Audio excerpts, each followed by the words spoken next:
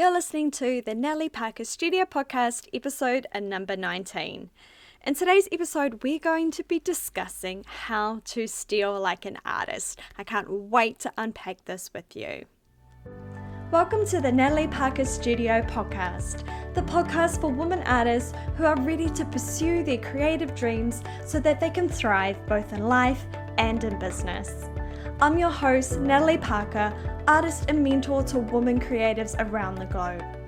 In this podcast, I'll share with you the strategies, principles, and mindset that you need to build a purposeful and fulfilling creative business. If you're ready to be inspired, encouraged, and equipped to build the art business of your dreams, then you're absolutely in the right place. Let's dive into today's episode. Well, hey there artists, and welcome to the show. Have you ever heard the term steal like an artist? Now, I first heard this term from my HOD when I was working back in an art department back in New Zealand. Now, she was helping me in my very early days of teaching, and she would often say, steal like an artist, and I didn't quite understand what she meant. However, once I was going through watching her teaching philosophy, seeing how she was appropriating this concept with her work, with teaching her students, I began to understand the benefits of it. She 100% embodied this concept of stealing like an artist. Now, she used it to teach her students, and her students went on to get really good marks for their art portfolios, even getting into the top of the National Art Portfolio Association. She built such a great reputation for herself as a teacher that she even went on to host workshops for other art teachers in the community to pass on her teaching and her painting skills to others. Now, I was her mentee for about 2 or 3 years, both as I was training as an art teacher, a beginning art teacher, and also it was very early in my painting days, and I learned a lot from her.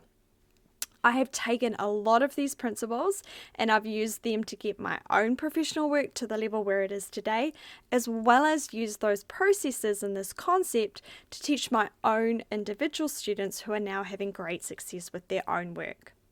So before we jump into what this means, I just want to sort of unpack this concept with you of what it means to steal like an artist, because I know for some people it might be like, oh Nat, you shouldn't copy ideas, that's wrong, and I get it. So listen to this and kind of get what I mean.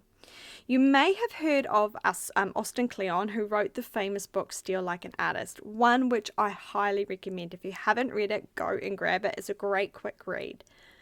Basically, the premise is this.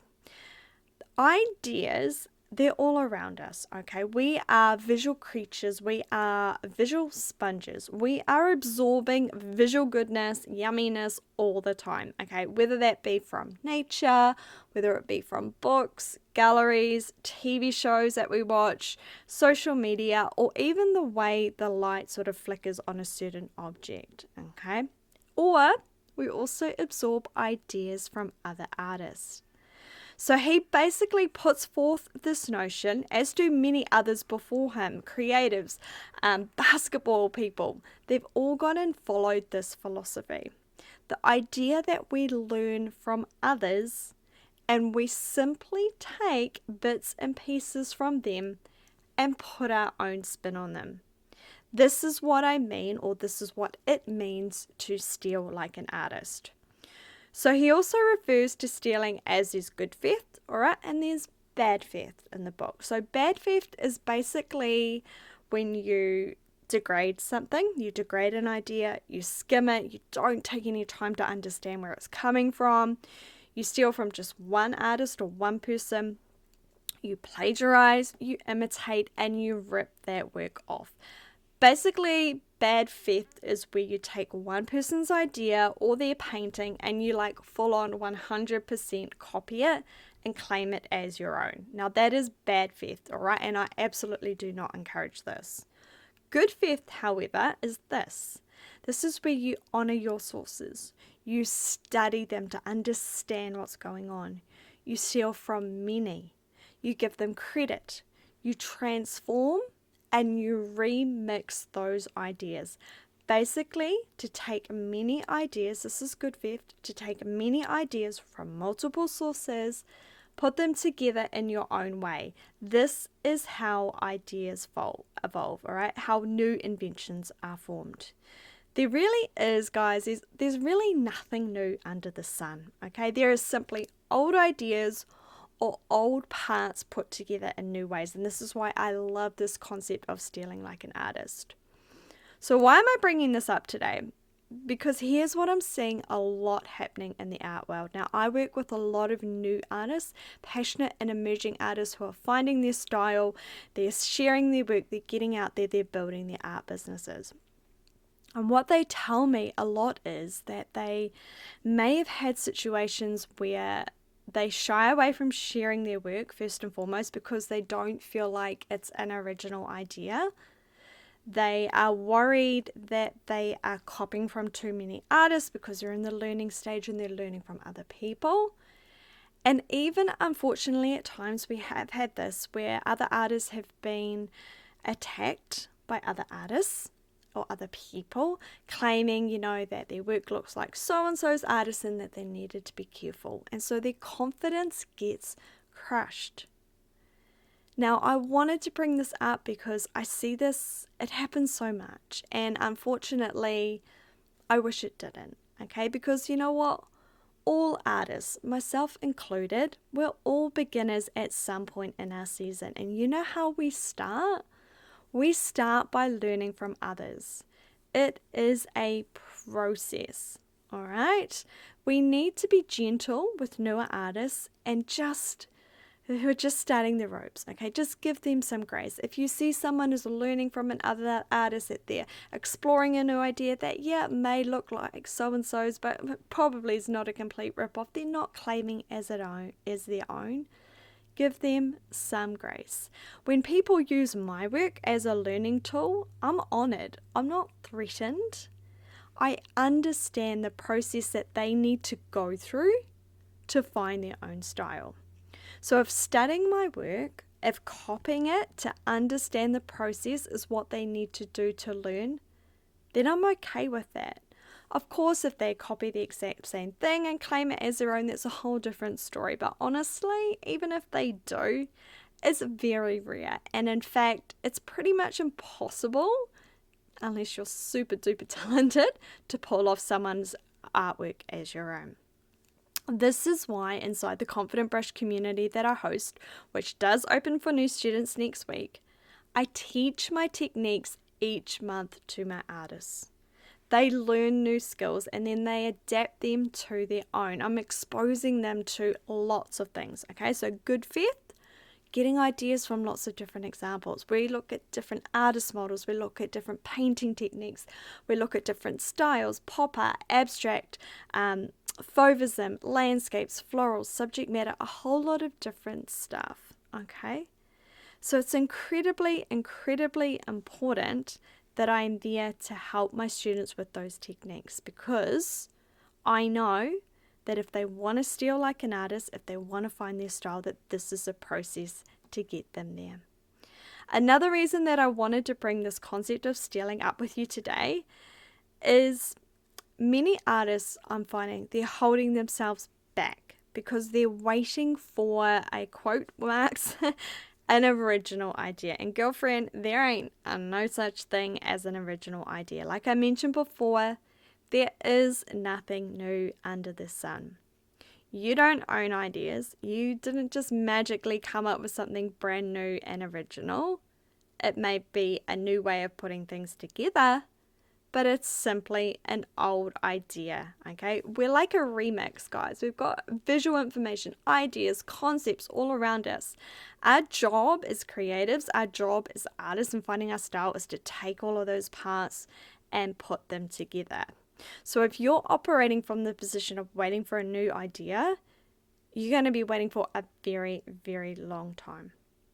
Here's another thing that can happen is, especially if you're new, you might come up with some fantastic art idea, right? So you're buzzed, you go into your studio, you're working on this idea, you create it, you love it, you share it, and then suddenly you see another artist who is doing something similar and you get deflated because you thought that you'd come up with this amazing idea. But tell me, are they doing it your way? Are they doing it with your viewpoint, with your colors, with your brands, with your paints, with your twist on the composition? I doubt it. Look, there's so much information available to us right now, okay? Especially with the old socials. I bring it up all the time. We are like junkies, all right? Too much information. We're exposed to this stuff all the time, especially as visual creatures, it can be overwhelming. It seems that everything's also been done, right? Because we see everything. We are so much more aware of what's going on, not only in our own country, but, in multiple countries all around the world. And look, I get it, okay? Here's the thing, guys. I'm a floral artist, okay? Do you think that I am the only person who has ever painted florals? No, of course I'm not. Am I the only person who paints abstract florals? No, I certainly am not. Am I the only person who uses a lot of pink, drips, who works in a square format? No. But is my work recognizable as my own style? Yeah, it is. Why? Because over the years I have embodied this. I have stolen ideas from so many different artists, and I have recombined them into my own. Now I can pick apart my work and I can see ideas from artists such as Pat Steer, Bobby Burgers, Bill Hammond, Robert Kushner, Nikki Foreman, April Shin, Andy Warhol, completely different artists just to name a few. Okay, some are contemporary, some are established, some are masters and have passed. There are so many elements amongst these artists that I've learned that are now embedded into my work. The way that I use line, the way that I use color, the composition that I use, the brush strokes that I work with, the drips, the texture. This is how you find your style. You steal like an artist and you remix it to form your own unique work, not original, unique. I love this, all right? And I really hope that this brings you some encouragement and a little bit of guidance today on how to take your ideas and find your own style.